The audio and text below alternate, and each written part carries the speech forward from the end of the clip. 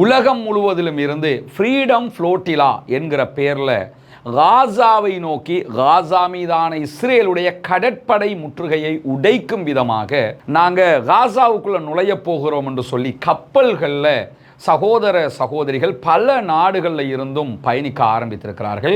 நேற்றைக்கு முதல் நாள், அதாவது 16ஆம் தேதி லிபியாவில் இருந்து ஒரு கப்பல் தொடரணி புறப்பட்டிருக்கிறது.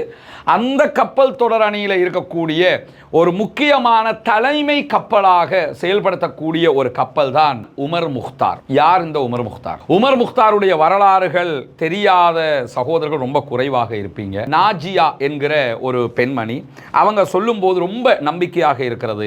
காசாவுடைய மக்களுக்காக எங்க நாட்டு மக்களும் நிற்கிறாங்க என்பதை என்னால் மனமகிழ்ச்சியோடு ஏற்றுக்கொள்ள முடிகிறது. காசா மக்களுக்கு ஆதரவு தெரிவிப்பது என்பது நம்பிக்கையால் நிரம்பி இருக்கக்கூடிய ஒன்று என்பதால் நானும் இந்த வழி அனுப்பும் நிகழ்ச்சியில் பங்கேற்றிருக்கிறேன். என்னால் பயணிக்க முடியாது, எனக்கு வயசு அதுக்குரிய உடல்நிலையை தரலை, எனவே நான் வழி அனுப்ப வந்திருக்கிறேன் என்று ஒரு வயதான மூதாட்டி சொல்லிட்டு, பாலஸ்தீன மக்களுக்கு அமைதி திரும்ப வேண்டும், வெற்றி கிடைக்க வேண்டும் என்று சொல்லி நான் பிரார்த்தனை செய்கிறேன் என்று அந்த இடத்துல காசா மக்களுக்கான பிரார்த்தனையும் அவங்க செஞ்சது மட்டுமல்லாமல்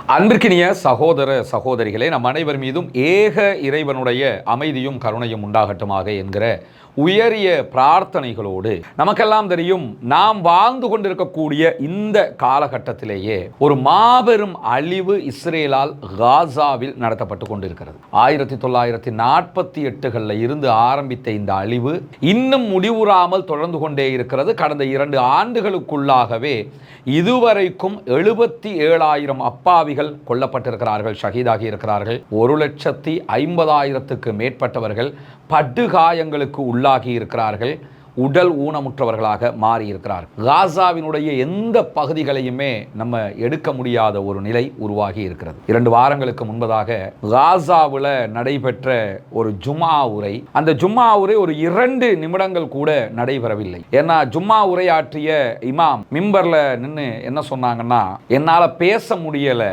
நான் ரொம்ப பசியோடு இருக்கிறேன், உங்களாலே கேட்க முடியாமல் இருக்கும், ஏன்னா நீங்க அத்தனை பேருமே பசியோடு இருக்கிறீங்க, அல்லாஹ்விடத்துல பிரார்த்தனை பண்ணுங்க என்று சொல்லிட்டு காசாவினுடைய மக்களுக்கான ஒரு அறிவுரையாக அதை மட்டுமே சொல்லிவிட்டு கீழே இறங்கிவிட்டார். ஏன்னா அந்த அளவுக்கு மக்களுடைய நிலை இருக்கிறது. ஒருபுறம் குண்டுகளால் அழிக்கப்படுகிறார்கள், மறுபுறம் நோய்களால் அவதிப்படுகிறார்கள், இன்னொரு புறமாக படுகாயமடைந்து குற்றுயிரும் கொலை உயிருமாக கிடக்கிறார்கள், பல பொழுதுகளில் செத்து மடிகிறார்கள், ஜனாசாக்களாக அவர்களை வெளியே எடுக்க வேண்டிய நிலை இருக்கிறது. அதை தாண்டி இன்னொரு புறம் மருந்துகள் இல்லாமல் மரணிக்க வேண்டிய நிர்பந்தம் அவர்களுக்கு உண்டாகிறது.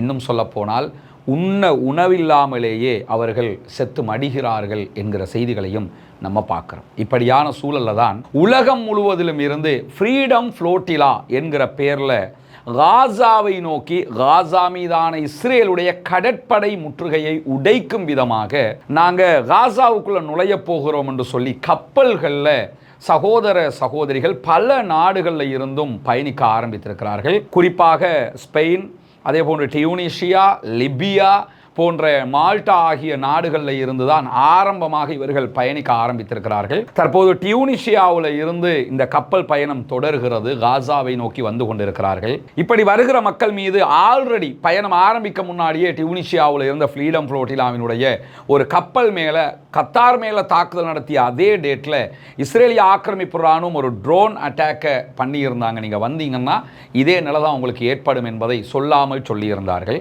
ஆனால் அதையும் மீறி நாங்கள் காசாவை நோக்கி வரப்போகிறோம் என்று சொல்லித்தான் அந்த மக்கள் வந்து கொண்டிருக்கிறார்கள். இப்படியான சூழல்ல இது முதல் தடவை தான் நடைபெறுகிறதா என்று பார்த்தீங்கன்னா முதல் தடவையெல்லாம் கிடையாது. காசா முற்றுகையிடப்படுகிற ஒவ்வொரு தடவைகளிலும் பல சகோதரர்கள் இப்படியான முயற்சிகளை பலவிடுத்தம் செய்திருக்கிறார்கள். குறிப்பாக 2009 இதே ஃப்ரீடம் ஃப்ளோட்டிலா என்கிற பெயரில் காசாவை நோக்கிய கப்பல் படையணி வந்தது. அதுவும் தடுத்து நிறுத்தப்பட்டது, தாக்குதல்களுக்கு உள்ளாக்கப்பட்டது. 2010 இதே போன்று ஃப்ரீடம் ஃப்ளோட்டிலாவினுடைய கூட்டணியில் வந்த கப்பல் மீது தான் இஸ்ரேல் தாக்குதல் நடத்தினார்கள். குறிப்பாக அதில் வந்த மிகப்பெரிய கப்பல் தான் துருக்கியில் இருந்து வந்த கப்பல்.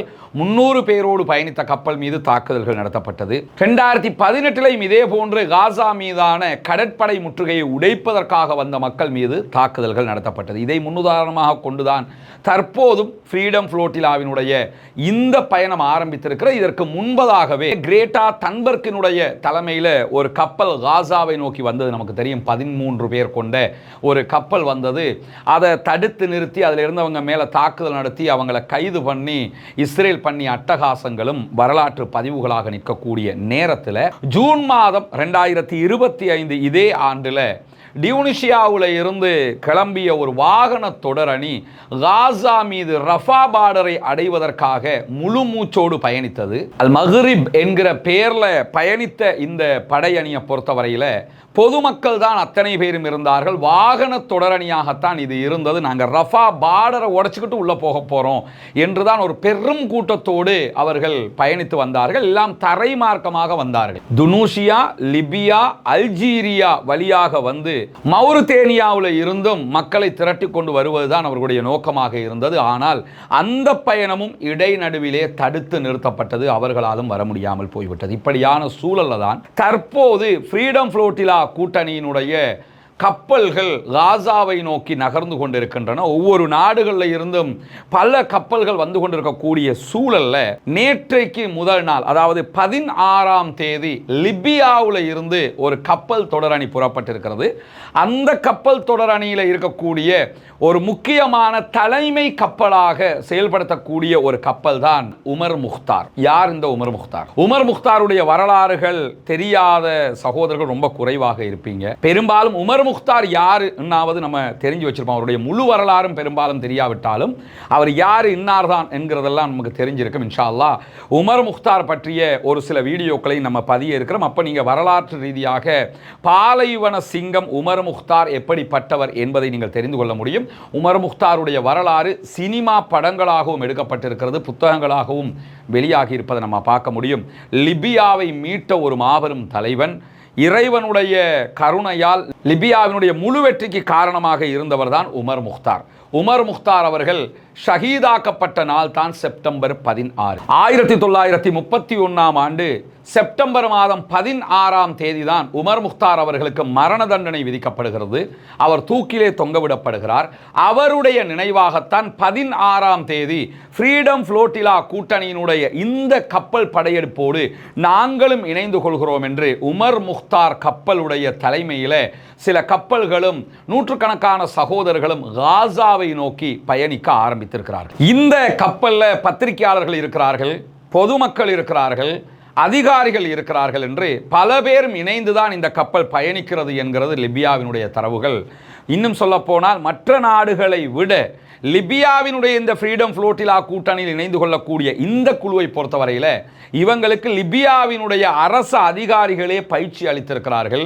லிபியாவினுடைய ரெட் கிரசன்ட் சொசைட்டி பயிற்சி அளித்திருக்கிறது, செம்பிறை சங்கம் பயிற்சி அளித்திருக்கிறது. ஒரு கடலில் பயணிக்கும் போது ஆபத்துகள் வந்தால் எப்படி நீங்கள் உங்களை தற்காத்து கொள்ள வேண்டும் என்கிற அவர்களுக்குரிய பயிற்சிகள் எல்லாமே வழங்கப்பட்டிருக்கிறது. உலகத்தில் எந்த நாடுகளும் ஃப்ரீடம் ஃப்ளோட்டிலா கூட்டணியில் போகிறவர்களுக்கு இப்படியான பயிற்சிகளை வழங்கியது கிடையாது. ஆனால் லிபியா இந்த பயிற்சிகளையும் கொடுத்துத்தான் தன்னுடைய ஆதரவையும் இந்த மக்களுக்கு வழங்கி இருக்கிறது. இந்த மக்களை வழி அனுப்பி வைக்கிற ஒரு மாபெரும் நிகழ்வே லிபியாவினுடைய ட்ரிபோலியில் நடைபெற்றது. அங்கே இருந்துதான் கப்பலுடைய இந்த மக்கள் அத்தனை பேரும் பயணிக்கிற அந்த பயணம் ஆரம்பமாகி இருக்கிறது. பாலஸ்தீனத்தினுடையவும் லிபியாவினுடையவும் கொடிகளை சுமந்து கொண்ட கப்பல்கள் மக்களுடைய கோஷங்களோடு, ஃப்ரீ பாலஸ்டைன் என்கிற வார்த்தைகளோடு இந்த பயணத்தை ஆரம்பித்து வைத்தார்கள். இந்த பயணத்திலே கலந்து கொண்ட சில சகோதரர்களுடைய பேட்டிகளை அல் ஜசீரா எடுத்து ஒளிபரப்பி இருக்கிறாங்க. குறிப்பாக இந்த உமர் முக்தார் கப்பலுடைய செய்தி தொடர்பாளராக இருக்கக்கூடிய நபீல் அல் ஷுக்னி அவங்க அல் ஜசீராவுக்கு செய்திகளை சொல்லும் போது என்ன சொல்றாருன்னா, எங்களுடைய செய்தியும் பயணமும் தெளிவானது. நாங்கள் அமைதியை நோக்கித்தான் பயணிக்கிறோம். நாங்கள் சண்டையிடுகிறதுக்கு செல்வதற்காக போகவில்லை. நாங்கள் யாருமே காசாவினுடைய போராளிகள் அல்ல, காசாவினுடைய இராணுவமும் அல்ல. நாங்கள் ஒவ்வொரு நாடுகளைச் சேர்ந்தவர்கள். நாங்கள் அமைதியை வேண்டி பயணிக்கிறோம். காசா மக்கள் உண்ண உணவில்லாமல் இருக்கிறார்கள், குடிப்பதற்கு தண்ணீர் இல்லாமல் இருக்கிறார்கள், எடுப்பதற்கு மருந்துகள் இல்லாமல் இருக்கிறார்கள். எனவே அவர்களுக்கு எங்களால் முடிந்ததை செய்வதற்காக ஒரு மாத காலம் பொதுமக்களிடமிருந்து திரட்டிய நிதிகளை கொண்டு பொருட்களை ஏற்றிக்கொண்டு காசாவை நோக்கி நாங்கள் சென்று கொண்டிருக்கிறோம். எங்களுடைய இலக்கு முற்றிலுமாக மனிதாபிமானமானது. நாங்கள் எந்த விதமான தாக்குதலை நோக்கி பயணிக்கக்கூடியவர்கள் அல்ல. காசா மக்களுக்கு தேவையான நிவாரணங்கள், மருத்துவ பொருட்களைத்தான் நாங்கள் கொடுக்க விரும்புகிறோம். நாங்கள் எந்த விதமான போராட்டக்காரர்களும் அல்ல என்பதை மீண்டும் மீண்டும் தெளிவூட்டக்கூடியவர். எதுக்காக இதை சொல்றாருன்னா, எங்க மேல நீங்க அட்டாக் பண்றதா இருந்தா நாங்க ஆயுதம் வச்சிருந்தா மட்டும்தான் அட்டாக் பண்ணணும். நாங்க ஆயுதத்தோட போகல. நாங்க மாவு எடுத்துக்கிட்டு போறோம், அந்த மக்களுக்கு கொடுக்கறதுக்காக மருந்து எடுத்துக்கிட்டு போறோம், தண்ணி எடுத்துக்கிட்டு போறோம். இதைத்தான் நாங்க பண்ண போறோம் சொல்லிக்கிட்டு என்ன சொல்றாரு. தொடர்ச்சியாக சொல்லும் போது அவர் சொல்லக்கூடிய ஒரு முக்கியமான செய்தி என்னன்னா, ட்ரிப்போலியில இருந்து நாங்க போகிறது வெறும் பயணம் அல்ல, ஒரு வெறுமனே ஏதோ ஒரு சுற்றுலா போறோம்னு நீங்க நினைச்சுக்கிறாதீங்க. இனப்படுகொலைக்கு ஆளாகி இருக்கக்கூடிய மக்களுக்கு உதவுவது எங்களுடைய தார்மீக கடமை. அதற்காக நாங்கள் பயணிக்கிறோம். இந்த காசாவில் இருக்கக்கூடிய குழந்தைகள், பாதிக்கப்பட்டிருக்கக்கூடிய மக்களுடைய புகைப்படங்களையும் வீடியோக்களையும் பார்க்கும்போது எங்களால் சும்மா இருக்க முடியாது. எனவே தான் நாங்கள் காசாவை நோக்கி பயணிக்கிறோம் என்று சொல்லுகிறார் நபீல் அல் ஷுக்னி அவங்க. அதை தொடர்ந்து இந்த பயணத்தில் பங்கேற்றிருக்கக்கூடிய லிபியாவினுடைய பிரபலமான பத்திரிகையாளர்களில் ஒருவராக இருக்கக்கூடிய சயீத் அல் மஹ்ரிபி என்கிறவரிடத்திலையும் அல் ஜசீராவினுடைய அரபு தொலைக்காட்சி பேட்டி எடுத்திருக்கிறது. அவர் என்ன சொல்றாருன்னா, நான் ஒரு அரபு முஸ்லிமாக காசா எனக்கு என்னுடைய நாட்டின் ஒரு பகுதியாக நான் உணர்கிறேன். நான் பேசுகிறது அரபு மொழி. நான் ஒரு முஸ்லீமாக இருக்கிறேன். காசாவில் பெரும்பான்மையான மக்கள் முஸ்லீம்களாக இருக்கிறார்கள். அவர்கள் பேசுவதும் அரபு மொழியாக இருக்கிறது. காசாவை என்னுடைய நிலப்பரப்பின் ஒரு பகுதியாக நான் பார்க்கிறேன் என்று சொல்லி இந்த பயணத்திலே பங்கேற்றிருக்கக்கூடிய லிபியாவினுடைய பிரபல பத்திரிகையாளர் சயீத் அல் மஹ்ரிபி அவங்க சொல்லிட்டு என்ன சொல்றாருன்னு சொன்னா, காசா மீது இழைக்கப்பட்டிருக்கக்கூடிய அநீதி மனித குலத்தால் ஏற்றுக்கொள்ள முடியாத அளவுக்கு உச்சமான அநீதியாக இருக்கிறது. காசா இன்றைக்கு நம்பிக்கையையும் பெருமையையும் உறுதிப்பாட்டையும் கண்ணியத்தையும் பிரதிபலித்துக் கொண்டிருக்கிறது. காசா சாதாரணமாக ஒரு வீழ்ந்த பூமி அல்ல, கண்ணியமாக எழுந்து நிற்கிற பூமியாக இருக்கிறது.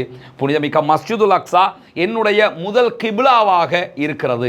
எனவே நான் காசாவை நோக்கி பயணிப்பது என்னுடைய கடமை என்று சொல்லி அல் மஹ்ரிபி பிரபல பத்திரிகையாளர் லிபியாவினுடைய அவர் அல் ஜசீராவுக்கு தெரிவித்த கருத்துக்களையும் அல் ஜசீரா ஒளிபரப்பி இருக்கிறது. இப்படி ஒரு உணர்ச்சி பூர்வமான பிரியாவிடையாக காசா மக்களுக்காக லிபியாவில் இருந்து பாலைவன சிங்கம் உமர் முக்தாருடைய பெயரை கொண்ட கப்பல் காசாவை நோக்கி பயணிக்க ஆரம்பித்திருக்கிறது. இந்த பயணத்தில் கலந்து கொள்ளக்கூடிய மக்களை வழி அனுப்புவதற்காக ஒரு வயதான மூதாட்டி வந்திருந்தாங்க, லிபியாவை சேர்ந்தவங்க. அவங்களையும் அல் ஜசீரா பேட்டி எடுத்திருந்தது. நாஜியா என்கிற ஒரு பெண்மணி. அவங்க சொல்லும்போது ரொம்ப நம்பிக்கையாக இருக்கிறது. காசாவுடைய மக்களுக்காக எங்கள் நாட்டு மக்களும் நிற்கிறாங்க என்பதை என்னால் மனமகிழ்ச்சியோடு ஏற்றுக்கொள்ள முடிகிறது. காசா மக்களுக்கு ஆதரவு தெரிவிப்பது என்பது நம்பிக்கையால் நிரம்பி இருக்கக்கூடிய ஒன்று என்பதால் நானும் இந்த வழி அனுப்பும் நிகழ்ச்சியில் பங்கேற்றிருக்கிறேன். என்னால் பயணிக்க முடியாது, எனக்கு வயசு அதுக்குரிய உடல்நிலையை தரலை, எனவே நான் வழி அனுப்ப வந்திருக்கிறேன் என்று ஒரு வயதான மூதாட்டி சொல்லிட்டு, பாலஸ்தீன மக்களுக்கு அமைதி திரும்ப வேண்டும், வெற்றி கிடைக்க வேண்டும் என்று சொல்லி நான் பிரார்த்தனை செய்கிறேன் என்று அந்த இடத்துல காசா மக்களுக்கான பிரார்த்தனையும் அவங்க செஞ்சது மட்டுமல்லாமல் இதே நிகழ்வில் பங்கேற்பதற்காக துனிசியாவில் இருந்து வந்த ஒரு ஆர்வலர் ரபாப் முஸ்தபா என்கிற ஒரு பெண்மணியும் கலந்துக்கிட்டாங்க. அவங்க இது தொடர்பாக பேசும்போது என்ன சொன்னாங்கன்னா, துனிசியாவில் இருந்து கப்பல்களை குறிவைத்து நடத்தப்பட்ட தாக்குதல்கள் காரணமாக துனிசியாவில் இருந்து பயணப்பட இருந்த கப்பல்கள் கொஞ்சம் ஒரு 5 நாட்கள் தாமதிக்க வேண்டி இருந்தது. இப்பொழுது அவர்களும் காசாவை நோக்கி பயணிக்க ஆரம்பித்திருக்கிறார்கள். நான் காசாவை நோக்கி பயணப்படுவது என்பது என்னுடைய தனிப்பட்ட சாதாரண முடிவு கிடையாது. என்னுடைய பயணம் என்பது உலகம் முழுவதும் இருக்கக்கூடிய பெண்கள் காசாவினுடைய பிள்ளைகளுக்காகவும் காசாவினுடைய தாய்மார்களுக்காகவும் இருக்கிறார்கள் என்பதை காட்டுவதற்காகத்தான் நான் பயணிக்கிறேன் என்று சொல்லி வெளிப்படையாகவே ரபாப் முஸ்தபா அவங்க சொல்லிவிட்டு இந்த காசாவிற்கான பயணத்தில் லிபியாவில் இருந்து அவங்களும் இணைந்து கொள்கிறார்கள். பாலைவன சிங்கம் உமர் முக்தார் என்கிற கப்பலோடு. உமர் முக்தார் அவர்களுடைய நினைவாக இந்த கப்பல் பயணிக்கிறது. உமர் முக்தார் மேற்கு நாடுகளுக்கு ஆட்டம் காட்டியவர், இத்தாலியையே நடுங்க வைத்தவர், முசோலினியினுடைய படைப்பிரிவை ஆட்டம் கண்ட ஒரு மாபெரும் தலைவனாக உமர் முக்தார் இருக்கிறார். உமர் முக்தாருடைய வரலாறுகள் இளம் பராயத்தைச் சேர்ந்தவர்கள், இளம் பிள்ளைகள், இளைஞர்கள் கற்றுக்கொள்ள வேண்டிய ஒரு முக்கியமான வரலாறும் கூட. இன்ஷா அல்லாஹ் நம்முடைய ரஸ்மின் MISC நியூஸ் அதே போன்று ரஸ்மின் டாக்ஸ் ஆகிய 2 சேனல்களையும் உமர் முக்தார் தொடர்பான வரலாற்று நிகழ்வுகளையும் எதிர்பாருங்கள். உங்களோடு அவற்றையும் நாம் பகிர்ந்து கொள்ள தயாராக இருக்கிறோம். காசாவுக்கான பேராதரவு உலகம் முழுவதும் அதிகரித்து கொண்டே இருக்கிறது. ஃப்ரீடம் ஃப்ளோட்டிலா கூட்டணியினுடைய கப்பல்கள் காசாவை நோக்கி நகர்கின்றன. கடற்பரப்பிலே காசாவை நோக்கி பாலஸ்தீன கொடியோடு அந்த மக்கள் பயணித்து கொண்டிருக்கிறார்கள். காசா அப்பாவிகளுக்காகவும் ஃப்ரீடம் ஃப்ளோட்டிலா கூட்டணியிலே பயணிக்கக்கூடிய மனிதநேயம் மிக்க அனைத்து மாந்தர்களுக்காகவும் பிரார்த்தனை செய்ய தவறிவிடாதீர்கள். பாலஸ்தீனம் வெற்றி பெற வேண்டும், பாலஸ்தீனம் சுதந்திரம் அடைய வேண்டும், பாலஸ்தீன மக்களும் நம்மை போன்ற நிம்மதியானவர்களாக மாற வேண்டும், வாழ வேண்டும் என்கிற உயரிய பிரார்த்தனைகளோடு முடித்துக் கொள்கிறேன். வாஹிர் தஅவானா அல்ஹம்துலில்லாஹி ரப்பில் ஆலமீன்.